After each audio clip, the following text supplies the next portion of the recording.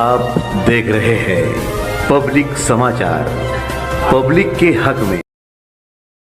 आवाम ज्यादा परेशान है। तो आज अगर मैं कहूं कि सबसे ज्यादा मालेगांव शहर की आवाम, वो बुनकर हो के रहने वाले घर के हो, रेसिडेंशियल पर्पस हो या कमर्शियल पर्पस हो, अगर आज सबसे ज्यादा आवाम किसी बात को लेकर परेशान है तो वो पावर बिजली कंपनी को। बचपन से हम सुनते आए कि इंसान की 3 बुनियादी जरूरत होती है, रोटी, कपड़ा, मकान। मगर इसमें अब मैं ये मानता हूं कि ये 3 जरूरत में एक इजाफा हो चुका है, बिजली का। जितनी जरूरत रोटी, कपड़ा और मकान के लिए है, उतनी ही बुनियादी जरूरत बिजली की भी अब हर शहरी को, हर रहने वाले को बिजली के बगैर वो रह सकता है, ऐसा लगता नहीं। महाराष्ट्र का हाल ऐसा है कि हम जब दूसरे रियासत का सुनते हैं कि वहाँ मुफ्त बिजली मिल रही है, इतने यूनिट मुफ्त है, बिजली का जो चार्ट देखते हैं और महाराष्ट्र का जो चार्ट देखते हैं, तो महाराष्ट्र की बिजली की कीमत बहुत ज्यादा है, मुफ्त का तो सवाल ही नहीं। आए दिन उस पर कोई ना कोई बातचीत होते रहती है।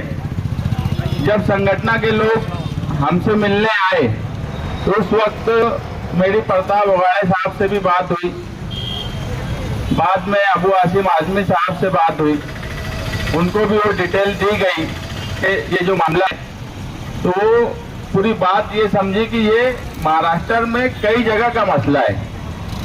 2 करोड़ 25 लाख मीटर खरीदे गए हैं और जो लगाए जाएंगे, ऐसा वगाड़े साहब मुझे बताए। मालेगांव शहर गरीबों का शहर है, मजदूरों का शहर है। यहाँ प्रीपेड मीटर लगवा पाना ये लोगों के लिए मुनासिब बात नहीं दिखती कि वो पहले पैसा अदा कर दें और बाद में इस्तेमाल करें, और उसमें क्या टर्म कंडीशन रहेंगी, सारी खेल नहीं है। कुल मिला के ये देखा जाए तो सरकार जो है वो प्राइवेटाइजेशन, हर चीज का धीरे धीरे प्राइवेटाइजेशन करती जा रही है, और मालेगांव शहर अलग अलग शोबे में प्राइवेटाइजेशन झेल रहा है। मैं ये महसूस किया, जहां भी प्राइवेटाइजेशन हुआ ये बोला जाता था कि अब प्राइवेटाइजेशन हो गया है तो अब हमें अच्छी सहूलत मिलेंगी।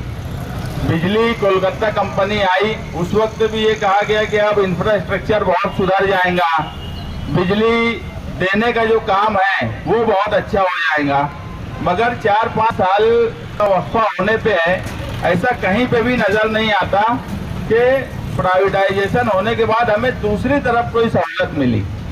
हाँ, उसके नुकसानात जो है वो इन 5 सालों में शहरियान के सामने है, अलग अलग पेनल्टी की शक्ल में, एवरेज बिल की शक्ल में, और क्या क्या मामलात में चार्जेस लगाए जाते हैं। कंज्यूमर कंपनी तक जाता है, दिन दिन भर उनको वहाँ कोई मिलता नहीं, इनके पास ना ही कोई सेटअप है कि कंज्यूमर की परेशानी वो दूर कर सके। ऐसे बहुत से लोग जब हमारे पास आते हैं तो हम बोलते हैं कि तुम वहाँ गए थे क्या, तो बोलते हैं कि हमारे जाने के बाद पूरा दिन हम वहाँ रहे, हमको मिलने ही नहीं दिया जाता।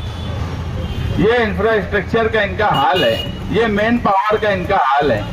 ऐसे वक्त में बिजली कंपनी के खिलाफ आंदोलन करना और आने वाले वक्त में जो प्रीपेड मीटर की बात है उसके खिलाफ तहरीक चलाना, ये आज सही में बुनियादी जरूरत थी। इसके लिए जो संगठन कोशिश कर रही है, मैं समाजवादी की तरफ से भरपूर उनका ताउन करेंगे हम लोग, और कोशिश करेंगे कि प्रीपेड मीटर मालेगांव शहर में तो नहीं लगना चाहिए, क्योंकि निहाल साहब कहा करते थे कि तहरीक चलाने का सबसे अच्छा वक्त अगर कोई है तो इलेक्शन से पहले का है, कि लोहा गर्म रहता है, उसी वक्त हथौड़ा मारना चाहिए। और मैं ये मानता हूँ कि ये जिस वक्त हम यहाँ धरना दे रहे हैं, आने वाला 2024 महाराष्ट्र में मुसलसल इलेक्शन का वक्त है। इससे पहले कोई एक इलेक्शन होता था, आज जो हालात दिख रहे हैं लोकल बॉडीज से लेकर असेंबली, पार्लियामेंट, सब 2024 में लगता है इलेक्शन एक के बाद होंगे। तो ऐसे वक्त में कोई तहरीक चलाना, और ताकत से अगर उसको ताकत मिल जाए मालेगांव शहर की आवाम की, तो आप देखना इसके असरात दूसरे शहरों में भी पड़ेंगे।